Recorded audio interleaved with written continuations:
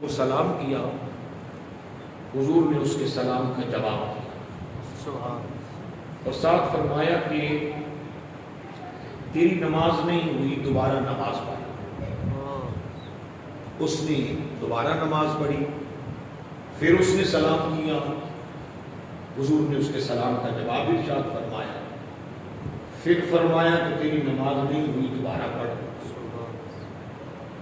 پھر اس نے پڑھی، حتیٰ کہ اس نے 3 مرتبہ نماز پڑھی، حضور نے فرمایا نماز نہیں۔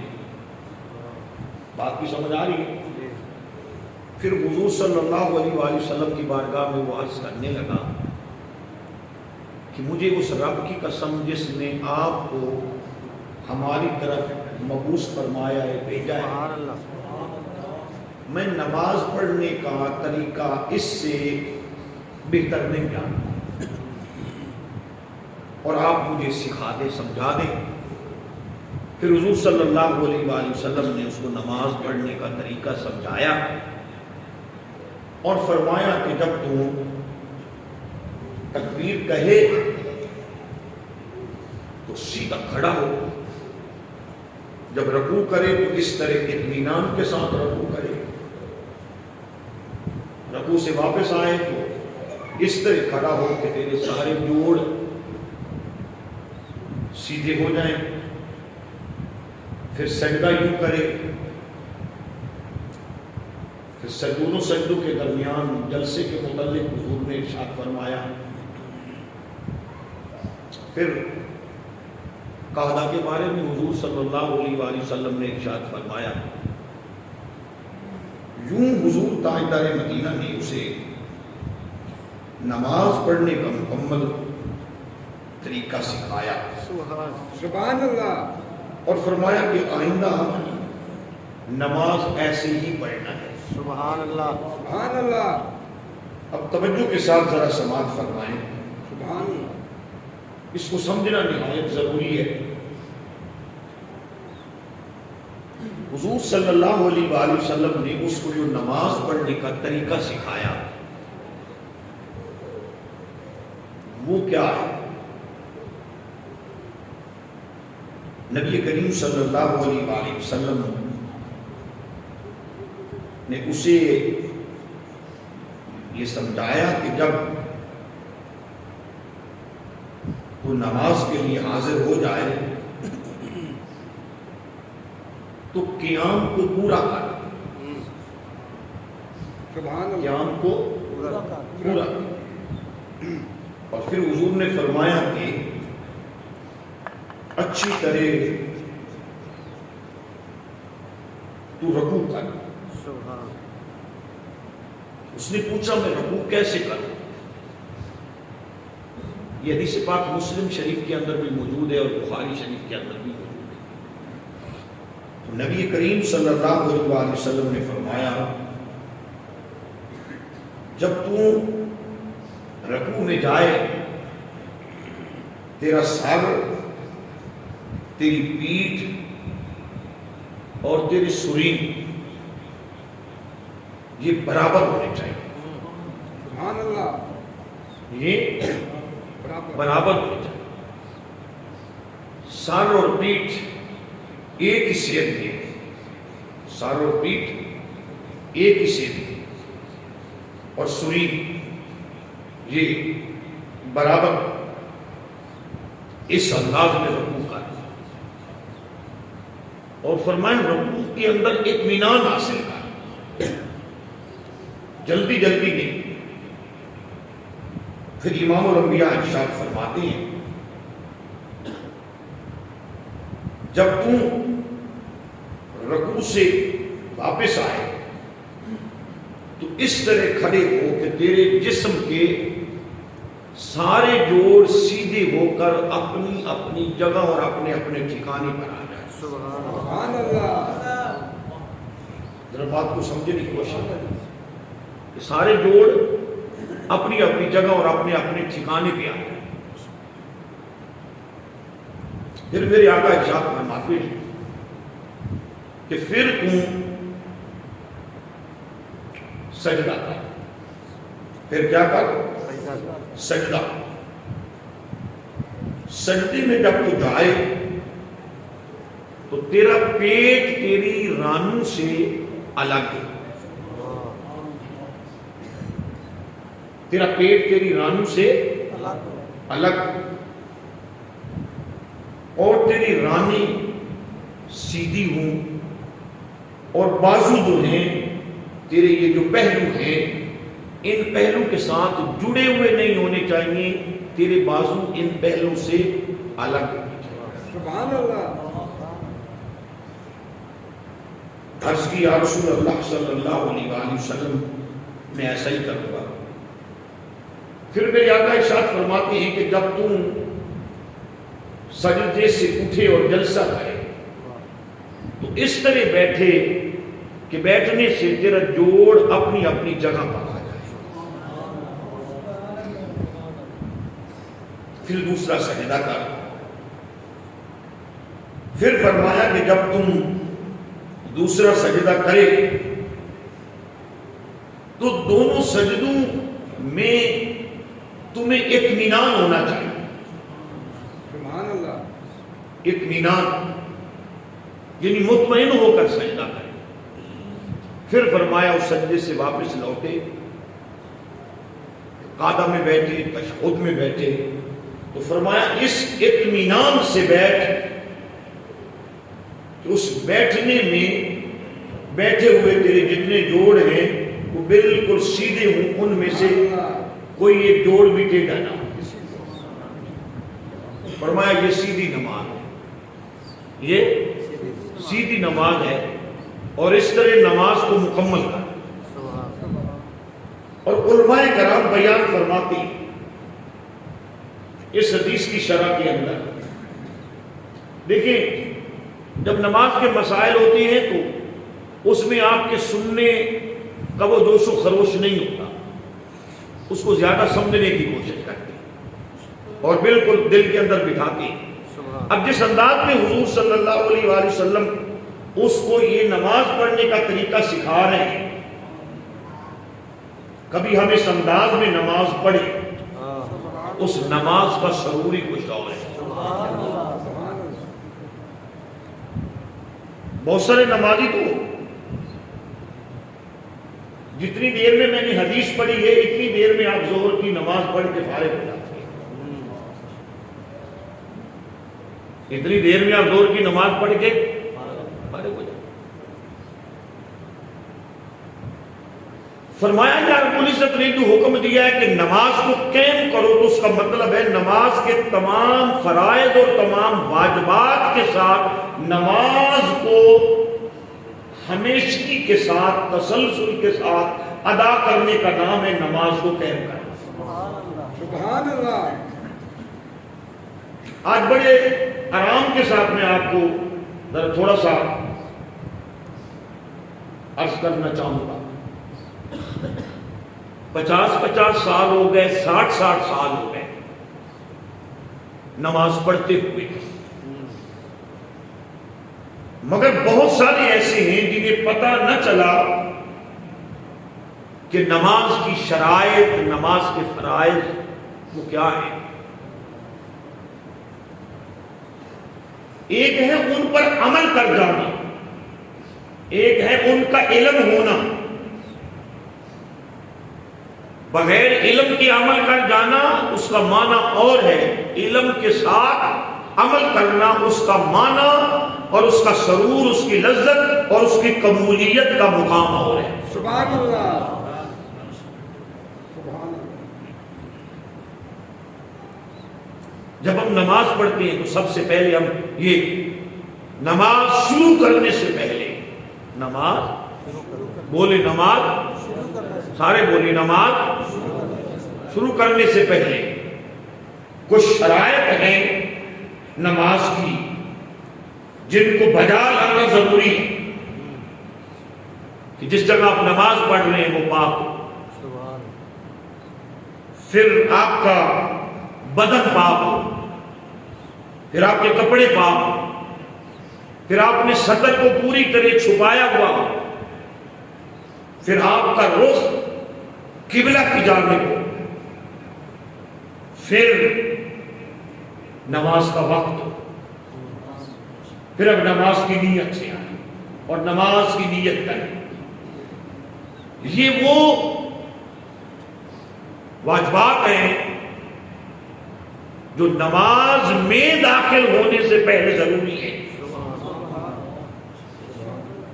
جبکہ یہ سارے آپ بجا لاتے، یہ سارے آپ بجا لاتے ہیں، لیکن پتہ ہونا چاہیے کہ یہ چیزیں نماز میں کیا ہیں، واجب کا درجہ رکھتی ہیں، یہ چیزیں شرائط کا درجہ رکھتی ہیں، یہ چیزیں فرائض ہیں، یہ چیزیں سنت ہیں، یہ مستحبات ہیں نماز کے اندر۔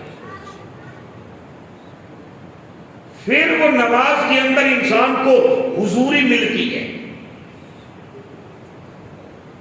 پھر نماز کے اندر انسان تطمئن القلوب کی منزل پر فائز ہوتا ہے۔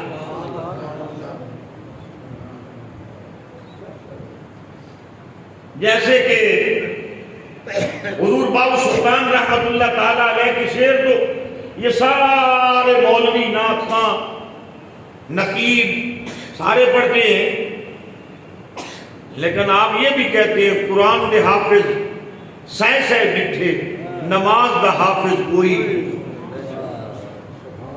بات کی سمجھ آ رہی ہے؟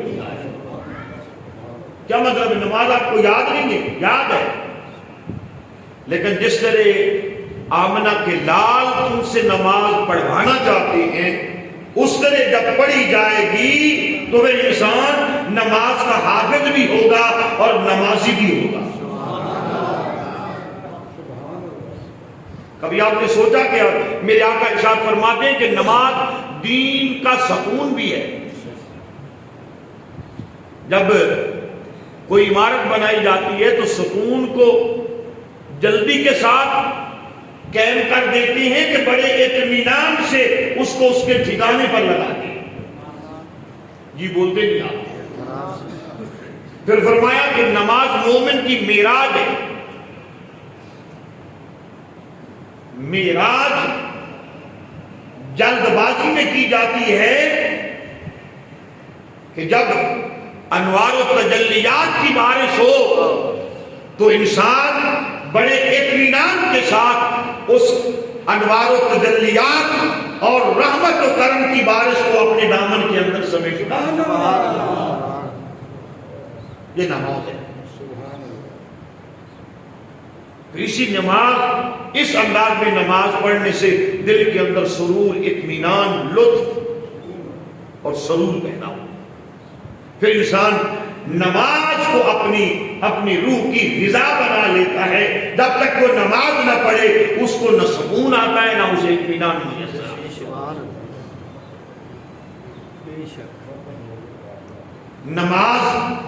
نماز ایک عادت نہیں ہے، یا نماز ایک پریکٹس نہیں ہے، نماز ایک کامل اور مکمل عبادت کا نام ہے۔ اور صرف نماز ایک کامل اور مکمل عبادت نہیں، نماز کامل اور مکمل اللہ اور اللہ کے رسول کی اطاعت کا نام نماز ہے۔ اگر اللہ اور اللہ کے رسول کی اطاعت، فرمانبرداری ایک جگہ پر یکجا کسی نے دیکھنی ہو تو وہ حالت نماز ہے۔ سبحان اللہ، سبحان اللہ، نعرہ تکبیر، نعرہ رسالت، نعرہ حیدری، وہ حالت نماز ہے۔ اسی طرح جو نماز شروع کرنے میں فرائض ہیں، سب سے پہلے تکبیر تحریمہ۔ آپ نے نماز کا آغاز کیا، بعض لوگ یہاں تک ایسے کر لیا، ایسے کر لیا، یہ طریقہ۔ پھر آپ نے ہاتھ باندھ لیے، سیدھے کھڑے ہوئے، یہ قیام ہے۔ اور قیام نماز کے اندر کیا ہے؟ فرض۔ قیام نماز کے اندر کیا ہے؟ فرض۔ اور اس قیام کے اندر کبھی نہیں، بہت زیادہ مرتبہ لوگ غلطی کرتے ہیں جب دیر سے آنے والے نمازی، یہ نمازی کی قسمیں ہیں، وہ میں اگلے جمعے عرض کروں گا۔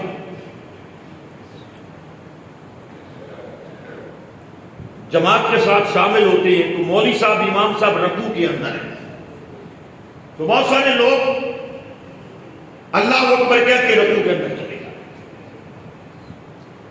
اللہ اکبر کہنے کے بعد ایک مرتبہ یوں سیدھی ہونا کہ آپ کی تمام ہڈیاں اور جوڑ سیدھی ہو جائیں، پھر اللہ اکبر کہنا اور رکوع کے اندر آنا۔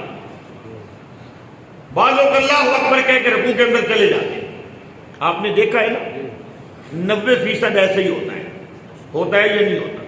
اونچا بولیں، چلو آپ سمجھدار ہیں، میں اکثر مقامات کی بات کرتا ہوں۔ تو قیام بھی نہیں ہوا، قیام نہیں ہوا، سیدھے رکوع کے اندر چلے گئے، تو قیام نماز کے اندر کیا ہے؟ فرض ہے، فرض مطلقاً چھوٹ گیا، ختم ہو گیا، تو نماز ہوئی۔ پھر اسی طرح نماز کے اندر قرات کرنا، قرآن پاک کا پڑھنا یہ فرض ہے، رکوع کرنا فرض ہے، سجدہ کرنا یہ دونوں سجدے فرض ہے، قاعدہ اخیرہ ہے، یہ سلام جو ہے یہ فرض ہے۔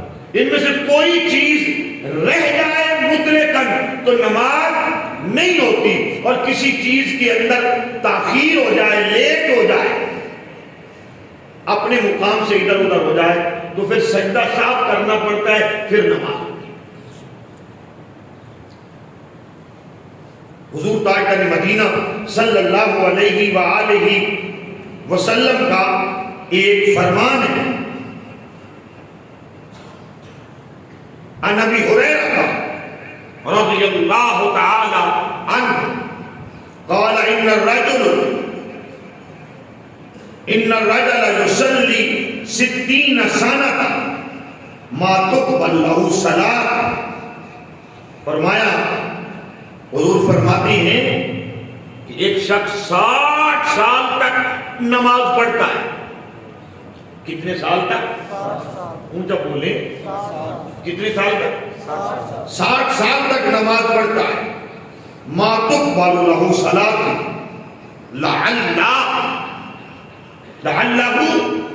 اس کی نماز اللہ قبول نہیں کرتا، لعلہ کیونکہ یتم الرکوع ولا یتم السجود، وہ رکوع کو پورا کرتا ہے تو سجدہ پورا نہیں کرتا، رکوع کو پورا کرتا ہے تو وہ سجدہ پورا، وَيُتِمُّ السُّجُودَ وَلَا يُتِمُّ الرُّكُوعَ، وہ سجدے کو پورا کرتا ہے تو رکوع کو پورا نہیں کرتا، رکوع کو پورا کرتا ہے تو سجدے کو پورا نہیں کرتا۔ 60 سال تک وہ نماز پڑھتا رہتا ہے، مگر اللہ اس کی ایک نماز کو بھی قبول نہیں کرتا۔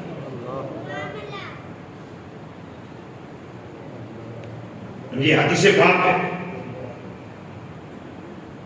جس طرح نماز کی اہمیت ہے، جس طرح نماز کی افادیت ہے، جس طرح نماز کی فرضیت ہے، اسی طرح نماز کی مکمل ادائیگی اور نماز کی مکمل تکمیل کا ایک طریقہ حضور تاجدار مدینہ صلی اللہ علیہ وآلہ وسلم نے قولی طور پر بھی اور فعلی طور پر بھی اپنے صحابہ کرام رضوان اللہ تعالی علیہ اجمعین کو سکھایا۔ جب نماز کا حکم آیا، نماز کا حکم آیا کہ نماز فرض ہو گئی ہے، تب صحابہ کرام رضوان اللہ تعالی علیہ اجمعین نے پوچھا، آقا نماز فرض ہو گئی کیسے پڑھی؟ حضور نے فرمایا جیسے میں پڑھتا ہوں مجھے دیکھتے جاؤ اور نماز کو پڑھتے جاؤ۔ سبحان اللہ۔ حضور نے فرمایا جیسے میں پڑھتا ہوں مجھے دیکھتے جاؤ اور نماز کو پڑھتے جاؤ۔ کیا بات ہے۔ حضور تاجدار مدینہ صلی اللہ علیہ وآلہ وسلم نے خود نماز کو پڑھ کر سکھایا۔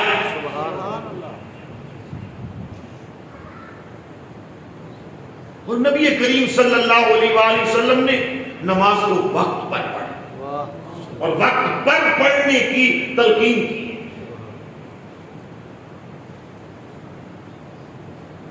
اور قرآن کہتا ہے کہ جو وقت پر نماز کو عین وقت پر پورے حساب کے مطابق جو تعینی اوقات ہیں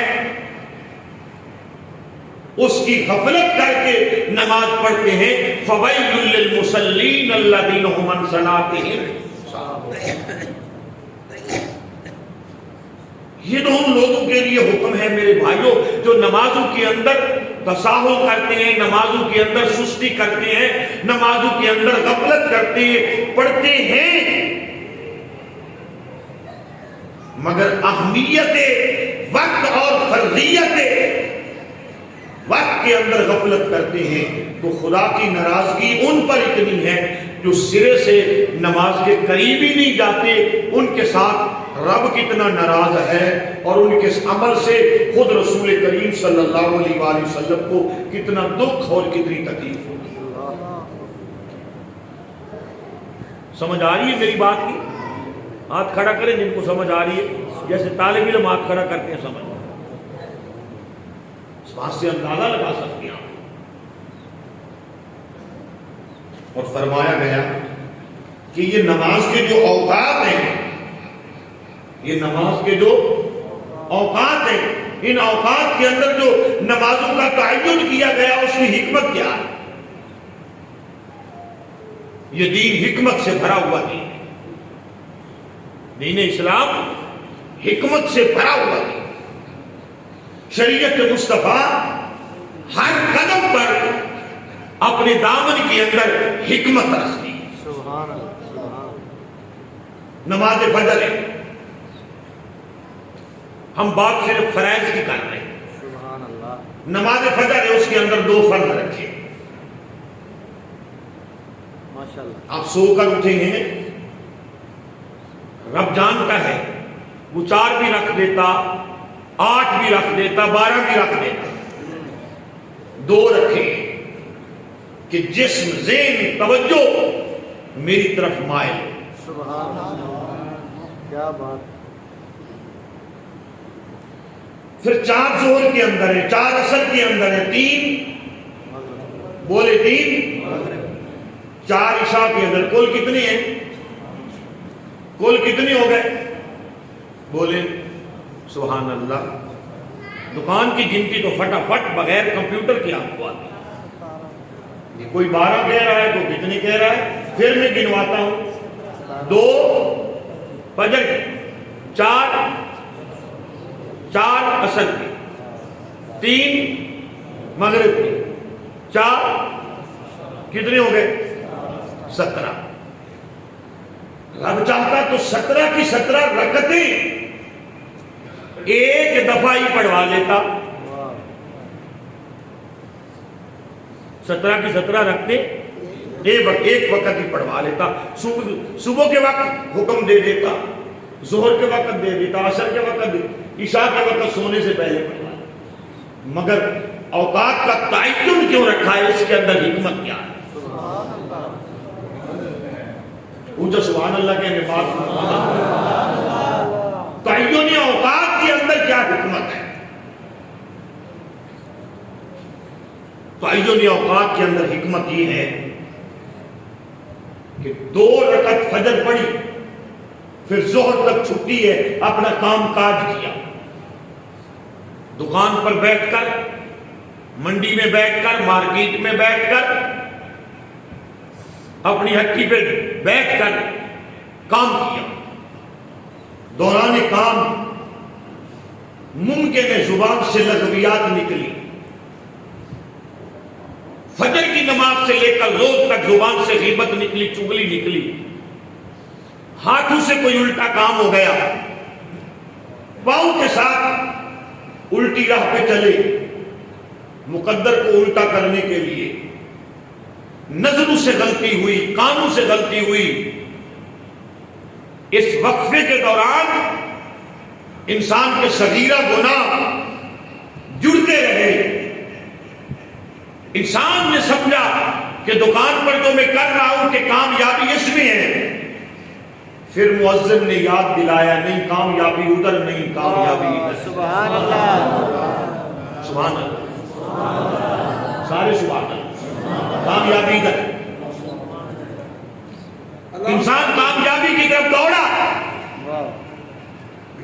جب انسان کامیابی کی طرف دوڑا تو سب سے پہلے کیا کیا؟ وضو کیا، سنیں آمنہ کے لال ارشاد فرماتے ہیں جب میرا امتی وضو کرتا ہے، حضور فرماتے ہیں میرا امتی، اس کا مطلب ہے یہ سرفراز، یہ عزت، یہ خصوصیت، یہ خوبی، یہ عظمت، یہ رواج، یہ فائدہ، یہ نفع، یہ شان اور یہ اعلیٰ درجے کا انعام کسی اور امت کو نہیں دیا گیا۔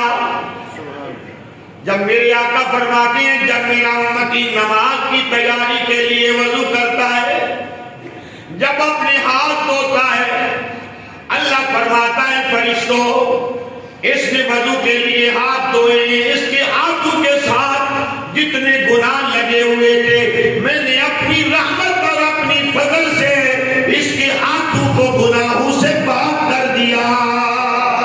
نعرہ تکبیر، نعرہ رسالت، نعرہ حیدری۔ واہ، پھر اس نے کلی کی حکمت ہے نا، کلی کیوں کرواتا ہے؟ ایک تو ظاہری طور پر اللہ کا نام لینا ہے، منہ جناب علی کھلا رہے یا منہ بند رہے، اس کے اندر بدبو پیدا ہو جاتی ہے، اس کے اندر بدبو پیدا ہو جاتی ہے۔ کا کلی کرو، غرارہ کرو، ناک میں پانی ڈالو، اچھی طرح ناک اور منہ کو صاف کر کے آؤ۔ جو رب نماز میں داخل ہونے سے پہلے ناک اور منہ کو صاف کروانا چاہتا ہے، وہ رب یہ بھی چاہتا ہے کہ میری بارگاہ میں آنے سے پہلے دل سے حسد کی بدبو بھی نکال دیا، کینے کی بدبو بھی نکال دیا، تکبر کی بدبو بھی نکال دیا، لعنت کی بدبو بھی نکال دیا، کیونکہ کسی اور بارگاہ میں نہیں آ رہا، اپنے کریم رب کی بارگاہ میں آ رہا ہے۔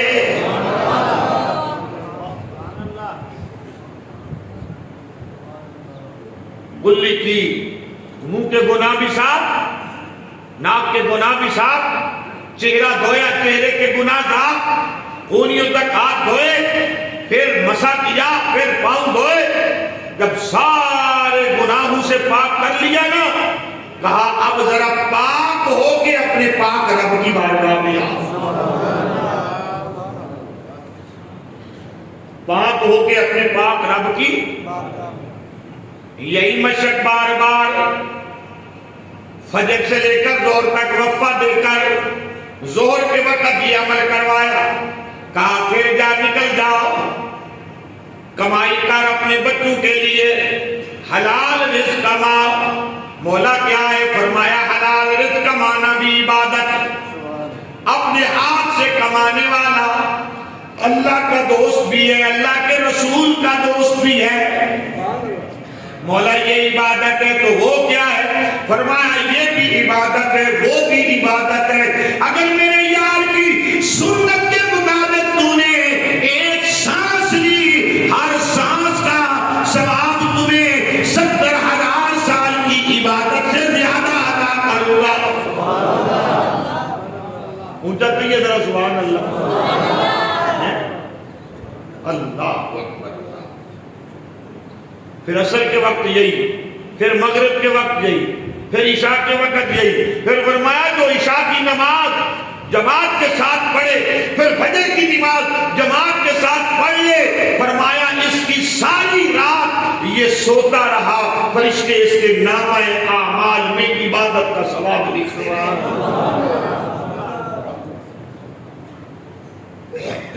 اس کے نامہ اعمال میں عبادت کا ثواب لکھتے رہے۔ اور سن لیں نماز کلمہ پڑھنے کے بعد پہلا کام نماز ہے۔ نماز کے بغیر کوئی بندہ عاشق نہیں بن سکتا۔ کوئی بندہ کہے میں رب کا عاشق ہوں، رب کے رسول کا غلام ہوں، نماز کے بغیر غلامی رسول ممکن نہیں۔ نماز کے بغیر نہ کوئی اہل بیت کا محب بن سکتا ہے، نہ اللہ اور اللہ کے رسول کا محب بن سکتا ہے۔ پہلا پیپر بروز محشر نماز کا۔ کلمہ پڑھانے کے بعد جو پہلا حکم رب نے دیا ہے وہ تمہیں نماز پڑھنے کا ہے۔ بات کی سمجھ آ گئی؟ پہلی بات یہ اگر رب اور رب کے رسول کی نہ مانی تو باقی کیا مانیں گے؟